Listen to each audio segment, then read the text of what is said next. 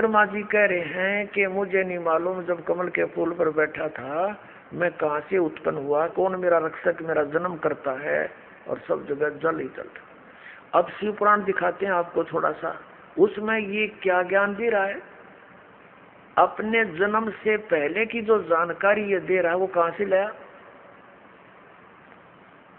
ये आपको स्पष्ट होगी। वो कहाँ से लिया, इसने परमात्मा से सुनी थी, लेकिन उसमें कुछ अपना खिचड़ी, कुछ परमात्मा से प्राप्त ज्ञान को अज्ञान अज्ञान मिलाकर हमारे में पेश कर दिया। अब देखिए ये शिव पुराण दिखाते हैं आपको, गीता प्रेस गोरखपुर से प्रकाशित, संपादक हनुमान प्रसाद पोदार ओनली, और ये वही गीता प्रेस गोरखपुर से प्रकाशित है।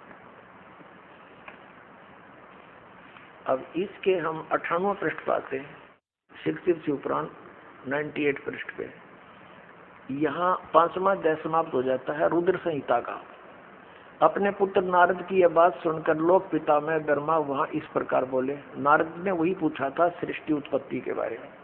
अब ये रुद्र संहिता है, चल रही है रुद्र संहिता, पृष्ठ 99 पर हम पढ़ेंगे। ब्रह्मा जी ने कहा ब्रह्मन अपने पुत्र नारद को, देव शिरोमणि तुम सदा समस्त जगत के उपकार में लगे रहते हो, तुमने लोगों के हित की कामना से बहुत उत्तम बात पूछी है।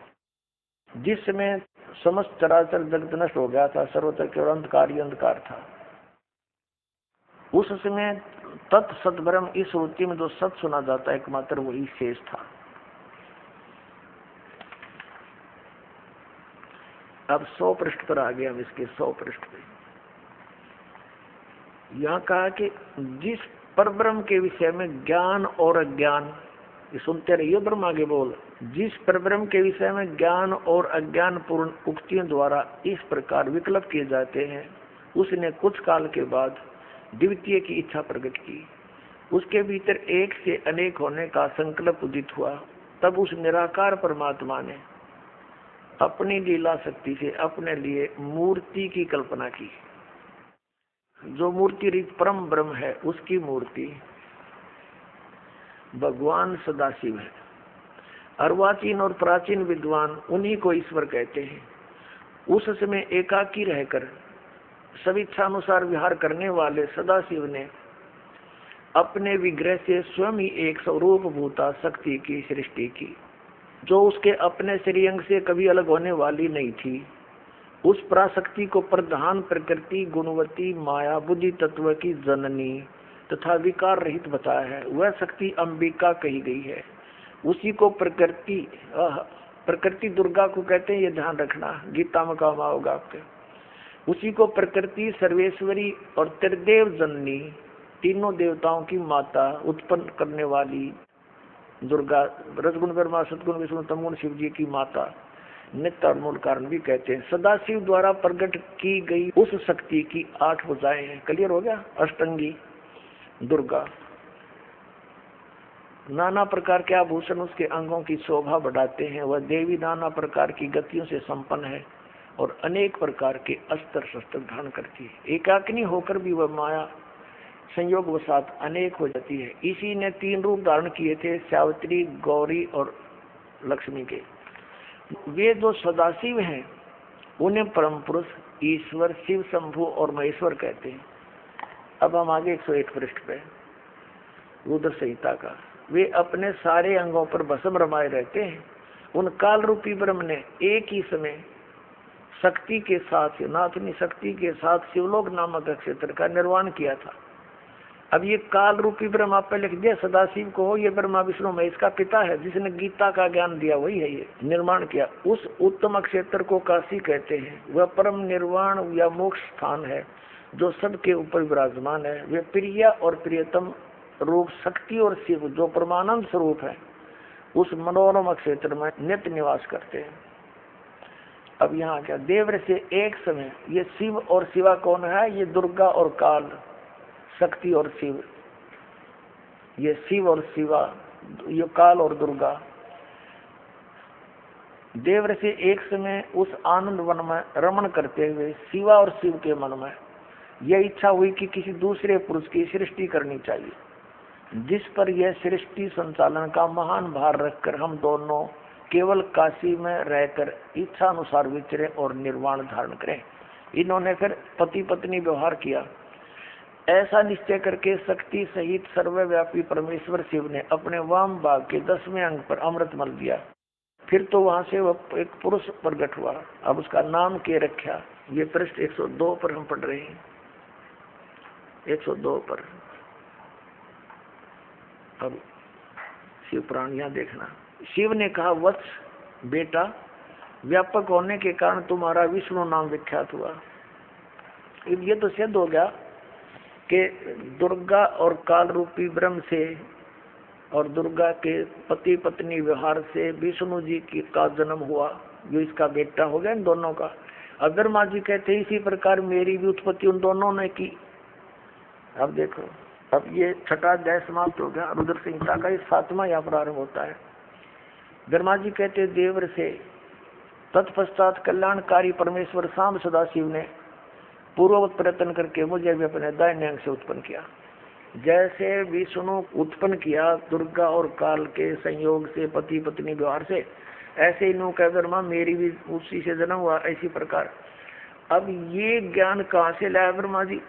जब एक तरफ तो ये कह रहा है कि मैं जब कमल के फूल पर बैठा था, तो आपने देवी पुराण में पढ़ा कि मुझे नहीं मालूम मैं कहाँ से उत्पन्न हो गया।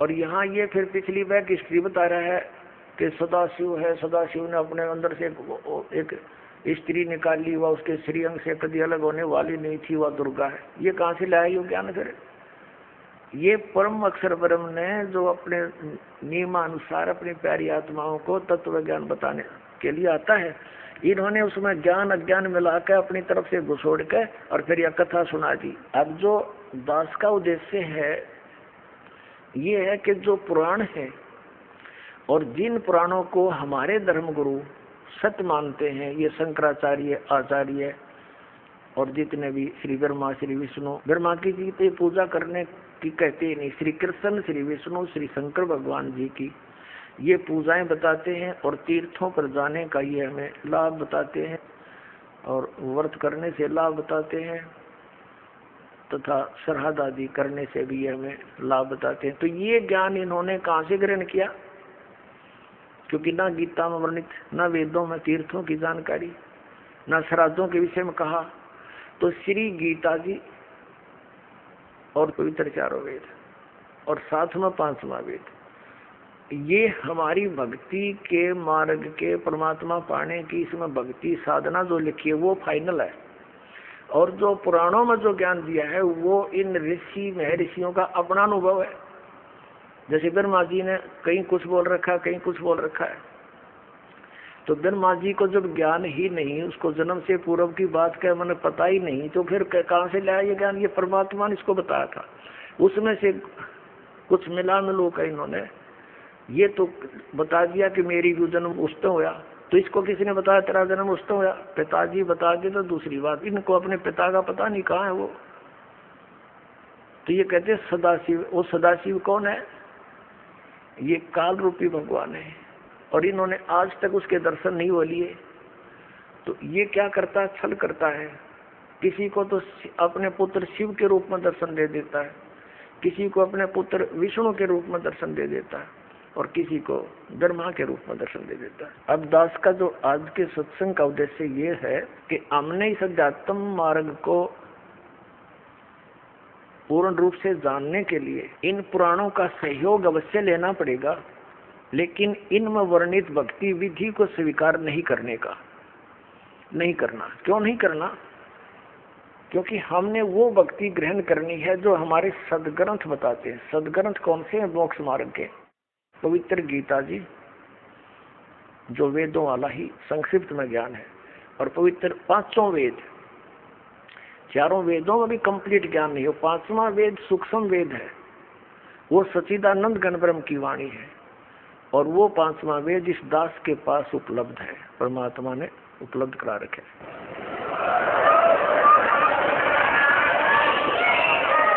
5वें वेद में कंप्लीट स्पिरिचुअल नॉलेज यानी पूर्ण अध्यात्म ज्ञान है, और 4 वेदों और गीता जी के अंदर ज्ञान कंप्लीट नहीं है, लेकिन रॉन्ग नहीं है, गलत नहीं है।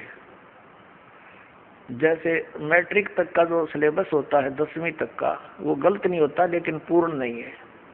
तो इसलिए हमने केवल भक्ति की जो विधि, जैसे प्रसंग चला था हरे राम हरे कृष्ण सीताराम राधे श्याम राधे राधे श्याम मिला दे, ओम नमः शिवाय और ओम भागवते वासुदेव नमः और गायत्री मंत्र, ये मंत्र यदि वेदों और गीता में वर्णित है तो हम इनको जाप करेंगे तो लाभ होगा। यदि वेदों और गीता में नहीं है तो ये यूजलेस है।